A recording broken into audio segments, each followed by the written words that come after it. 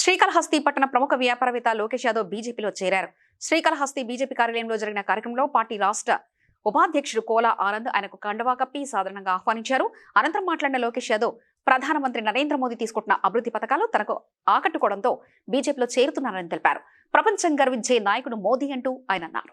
అందరికీ నమస్కారం.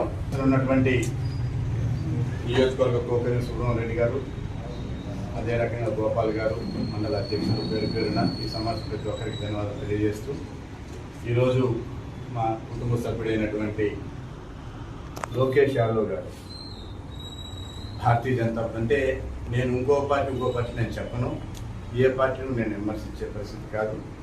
మన యొక్క అభిమానంతో, మన మీద ఉన్న ప్రేమ అభిమానంతో భారతీయ జనతా పార్టీ యొక్క నరేంద్ర మోడీ గారి నాయకత్వంలో భారతీయ జనతా పార్టీలో ఆయన జాయిన్ అయిన దానికి ఈ సభాముఖంగా ఆయనకి నేను ప్రత్యేకమైన స్వాగతాలు తెలియజేస్తాను.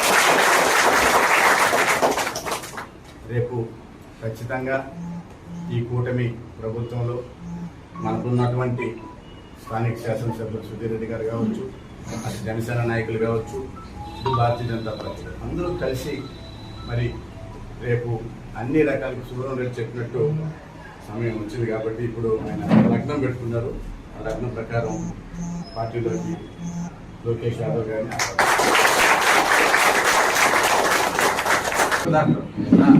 ఈ రోజు నుంచి మన లోకేష్ యాదవ్ గారు భారతీయ జనతా పార్టీ కుటుంబంలోకి మనము ఆహ్వానిస్తున్నాం. ఆయనకు ప్రత్యేకంగా స్వాగతం.